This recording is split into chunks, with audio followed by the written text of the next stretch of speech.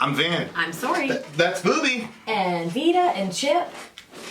And there's also a Where in the World is a Village segment. Mm-hmm.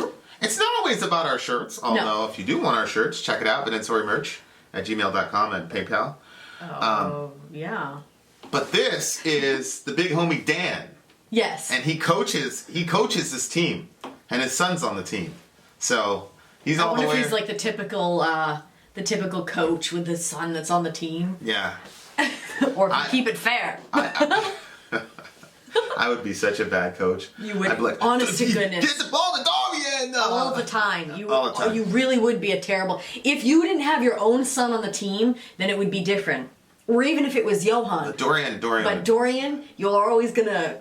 Well, he can read defenses. Anyway, so this is Dan and his crew. Yeah, but he doesn't like sneakers. Do they wear cleats when they play football? Yeah. Oh, okay. Yeah.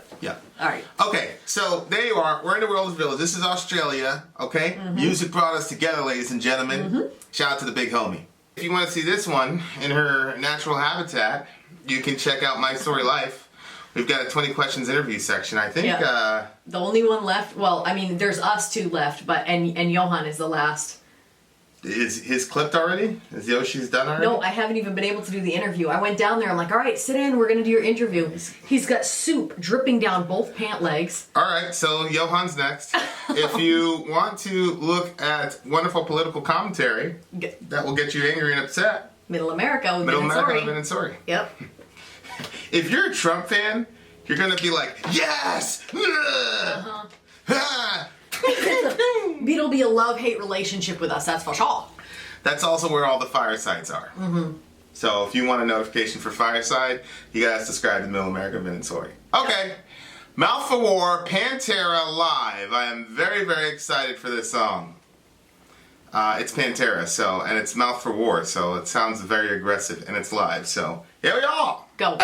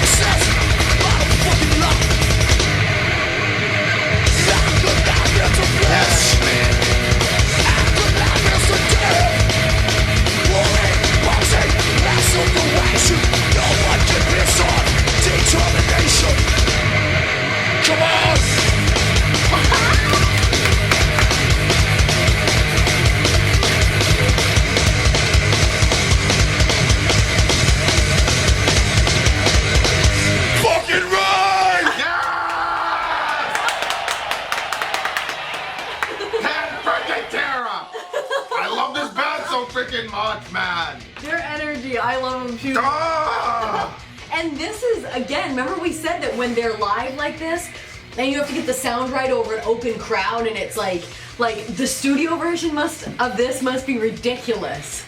If this one is that good, you know what I'm saying? Yeah, I just like the now like modern days they do like they'll combine the studio with a live shot. Oh, they do? Yeah, so you'll see live stuff with it's live, but it's them playing live over the studio version. Not Pantera, I'm talking about modern bands do it. Ah, man. What do you mean? They do the studio, like they do the studio audio? The song that you're hearing is the studio audio, Yeah. but what you're looking at is a live show. Oh, yeah. Yeah. Yeah. Yeah. I can see why they do that, but Oh, you miss man. something, I think, if you do that. I love when two guitars are like side by side and doing that thing. Yeah. I love it. It's my favorite. Wait a minute, what did he say? What was the last thing he said? No one can piss on this determination. No, he yelled it. Oh, we're still on that? Is that on? No, I didn't. It was the last thing he said. Fucking right! Fucking right! I love it when they do stuff like that. I don't know. Fuck is the funniest word. Honest to goodness. I think it's my favorite word. It can be such a terrible word, but it's just depending on how it's used. You know, if somebody's really mad, then ooh, Yeah. and they're really angry and they're like, You just like that young adolescent yeah, I do. guy with the truck, the dirty truck. I do. And you know what dirty it pants. is? It's like Dorian he's like almost to that point, but he's not quite there yet. Yeah. But I'll tell you what, I'm gonna have a blast with him when he like crests over that point and Yeah, he becomes about just 15, 16. yeah. They're so funny and they're yeah, that's my favorite. Well, my favorite is 18 months and then What? 18 months as in like a kid's age. 18 months. When kids are 18 months is your 18 favorite months time? What? is my favorite age. When they're 18 months old, oh my word, they're so cute at that age. And then it switches to like 15, 16, right in that span. But I think the girls at 15, 16, it's gonna be a freaking nightmare. They're already, We just need to buy him a new house. we'll give them an in-law. We'll get a duplex. Yeah. Be like, Get over there. God almighty. I'm not even thinking about that moment in time. God help us. God help us all. Mouth for War. This is a good, and this was apparently this was the opening track to the record. Oh my gosh. What an This is opening not track. a good song for me because I'm trying to like mature past my anger. Well, I don't know. Revenge! I'm like, yes! Yeah, but I don't know. I feel like this is actually a very positive song because What do you mean? because it depends on how you exact that revenge. Oh, I should listen to this before I go to court. Like people always say like revenge is the best form of revenge is moving on with your life and being Yeah. successful. Oh yeah, that's true. That's what you say stuff like that. Yeah, so it's like if you really look at what he's saying, I don't think it's Look talking at the, about like, well that's the look at that vulgar picture. display of power. Somebody's getting an eye jammy on that one. A chin jammy. But Yeah, I see I what think you're he's saying. talking about converting it into something Well, he productive. does. He says when I channel my hate to productive. I don't find it hard to impress. Yeah. Which means there's a way to have your hate be unproductive. Yeah. Right? So like, and he's saying that he's saying a lot in that line because he's saying that there's a productive way to channel your hate and an unproductive way, and you are the determiner of that. Mm-hmm. And I've always said like the emotions that we have, people always talk about negative emotions or positive emotions. Mm-hmm. Like, I don't believe that. I think there are negative situations and positive situations, but I don't believe in negative emotions or positive emotions. I think that your emotions are there to tell us what's actually happening. Yeah, you do have that. So if you're angry, then something external is going on that's making you angry, and then the anger is alerting you to something that a certain type of situation needs to change, and it gives you the power to do so. You know, so anger functions a lot of times to give you the urgency and the power temporarily to do something that normally you wouldn't do. So that's a powerful line. And I think people need to understand that. Like that's what I say to the kids. Like being angry isn't the issue. And the Bible's that way. Be angry and do not sin. And then you have, Old Testament heroes that when the Spirit of God came over them, they became angry, and then they had a short spurt of energy to go and fight oppressive people. No, it's true. It's true. So you got to be able to turn, and God gets angry. He's slow to anger, but he gets angry, and then in that little short burst, he goes and does work. It's like, oh yeah, you guys want to oppress the orphan and the widow? Yep. Okay. All right. Look out. I'm going to come see you. Ka-ka! He goes back up. Now we repent. But it's like when I channel my hate to... We always try to avoid those passages when we were talking to people. Who? It depends. If I'm talking to somebody who wants to kick over water jugs for people coming over here, then... I know, it's so wrong. Then yeah. But anyway, when I channel my hate to productive, so I'm not even sure that hate is necessarily a bad thing either. As long as you're not... Again, it depends on where you're channeling it. If you're channeling it towards people, then we got a problem. But if you're channeling it to a specific issue or a concept, then, Again, and these things are in short bursts. That's the purpose of those emotions, It's another interesting line is, I've moved mountains with less. Because that's a biblical reference. Yeah. It's like, if you have faith as small as a mustard seed, you can move a mountain. Like that, right? I think that's what it says. I'm not sure. If you have faith the size of a mustard seed, you can move mountain. You move mountains. Yeah, you could tell this mountain go into the sea and yeah. Okay, so yeah. What's interesting is he's not saying that faith is the driving force. In this one, it's anger. Yeah. Okay, that's not good.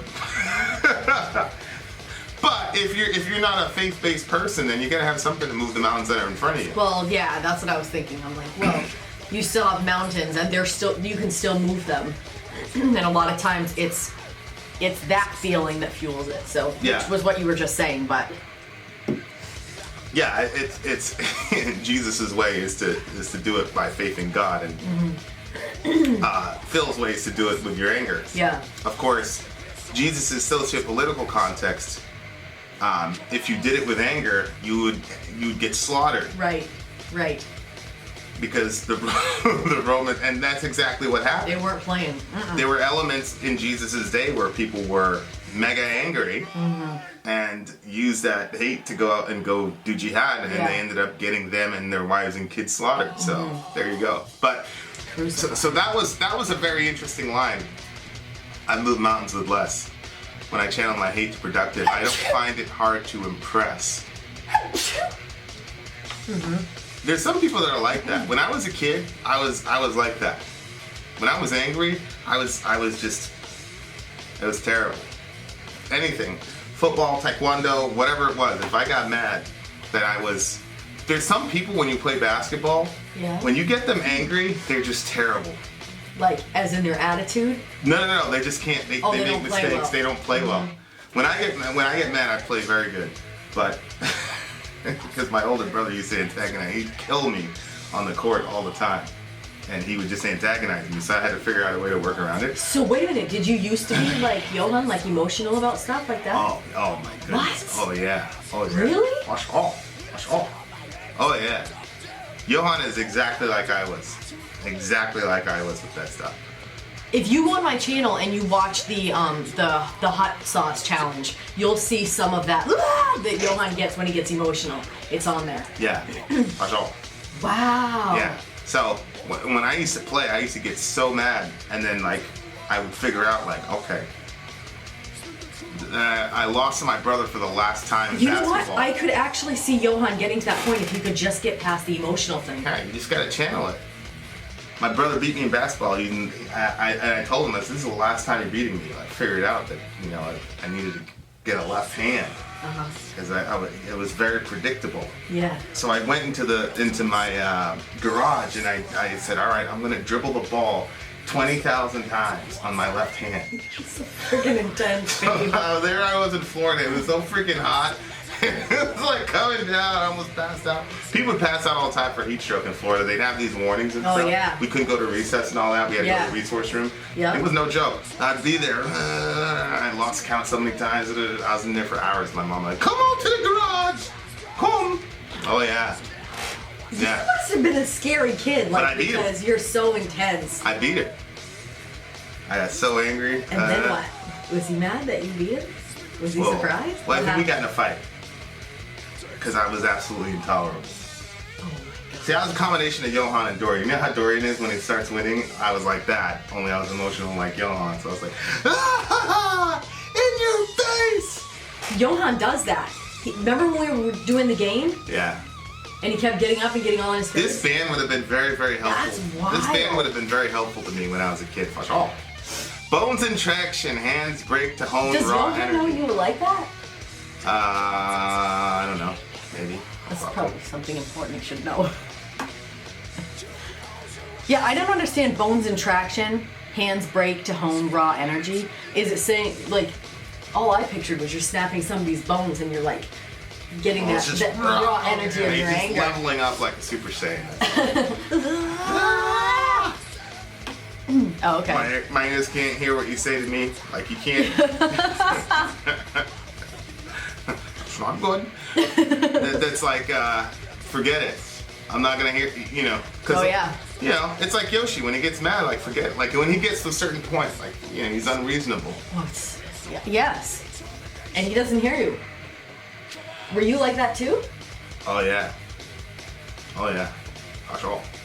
You know, when I hear these stories, I feel bad for my brothers. If Jamie was here, he'd tell you.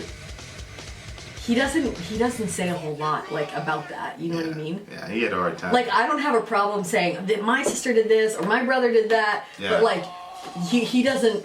He doesn't like that. No, he just says that you went through a dark, rebellious time when you would listen to metal. Yeah. It's just funny to hear him say But that. that's when I was the least of his problems. When I was like 9, 10, 11, like he had. How many years difference is there between the two of you? I don't know. But it doesn't matter. My older brother I was just intolerable to live with. And the thing is, Disagreeable to live with I in think peace. I think to myself, they should have just punched you right here, but they couldn't. You'd have taken him out on that too. Well, my brother did. He did punch me. My older brother did. Like he got to a point where he got tired of me. I mean, he you know.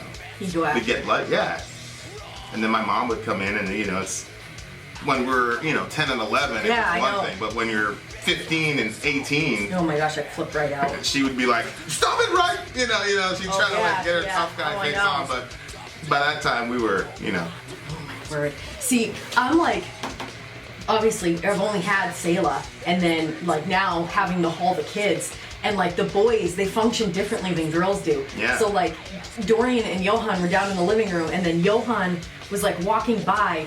And then Dorian, like, I don't know, did like something like this and plowed him into the couch. And Johan goes, "Don't do that! That's why they wear helmets!" And I'm like, and then Dorian was like, I don't know what he did back to Dorian, but Dorian was like, ugh, on the couch. And I'm like sitting there, I'm like, is this one of those things where they're boys?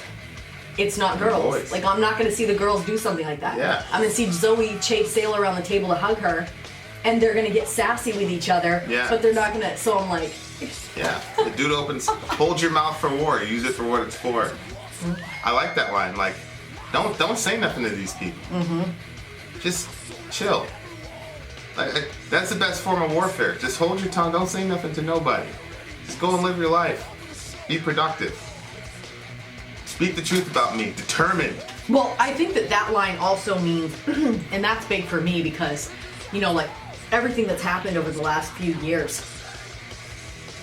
Like, if you're gonna say something, say it because you have an intended purpose of what you're saying. Don't just talk because you're upset about something and blah, Yeah. blah, blah, and spread that all to the wind Yeah. because all it does is cause more issues. Yeah. If you're gonna say something, think through your words and say them at the right moment and then move on. Yeah. But this small people, like they like to constantly like bicker about words and go back and forth and drag you back down to where they are. It's like, that's form of warfare. Use it for what it's for. Determined. I like that. Like this is a very like empowering song. Possessed, I feel a conquering will down inside me. Strength, the strength of many to crush who might stop me. My strength is in number and my soul lies in every one. That's a smart line. Yeah, that was pretty crazy. Get it? My strength is in number and my soul lies in every one. Yeah. I think he's intelligently saying that his strength is in himself. My strength is in number one. See what I'm saying? Oh, no, I didn't get that. What did you get from it? He said, my strength is in number. The reason that he has so much strength is because there's more. And then he said, and my soul lies in everyone. Like, every single person has something that, like, he feeds off. Yeah, it's probably talking about, like, his, the fans or whatever. Yeah, yeah. And the language of possessed is kind of, like, it has that. Like that, well, you always say demons possess people, you know what I mean? And then he uses that language after, so I think it kind of goes along with that same, like, my soul is in everyone, and so. There come a time within everyone to close your eyes to what's real. No comprehension to fail, I vacuum the wind for my sail. Can't be the rest, let others waste my time. Owning success is the bottom line, like a knife to flesh after life is to death. Pulling and punching the rest of duration, no one can piss on this determination. He goes back and forth between saying some really transcendent I was gonna say mature and immature sounding stuff to very just raw, grindy, which is kind of like Dime with the way Dime handles guitar. Some of those riffs are very simple, but they're very like, and then he'll do like amazing scale work on a solo. So. Yeah. Like a knife into flesh after life is to death. Mm-hmm. That's a good line. Good Lord. I love this band. I love this band. Me too. I feel like they're like my favorite band. I think they are mine. Pantera's my favorite band. You know, like I've become more and more like happy and like grateful that at least you get to see it on YouTube. You know, because. 30 years ago, if you were watching a band 30 years before, you just hear them on record. You wouldn't be able to see them at the pinnacle of their glory. Right. So it's like, those guys aren't with us anymore, but you still get to see them, as they were. And that's you're important. You're only young one time. Yeah. So Edwards' resolutions to live with all my might while I do live is important. But I remember in It's a Wonderful Life, he says there's like one part where they're two young people, and he says, "Go kiss her," but he's too nervous to like put himself out there like that, and then the guy goes, "Youth is wasted on the wrong people," And I remember being a kid hearing that line, and I'm like, what? But now, as I'm like gaining in age, I'm like, I understand what that guy means. Like, because as you grow older, you like change, and then you're like, wow, man, I would have done this different. I would have done that. I would have done, Yeah, but these guys, I don't think they'd say that. No, because they went out there and they did it. Good for them. Good for them. MashaAllah, tabaraka. Inshallah, we'll see him again. I love this song. Very inspirational. I could have used this song. Somebody, why didn't y'all send me Pantera when I was like 15, 16 years old? Yeah, what the heck? You guys are failures for that. Okay.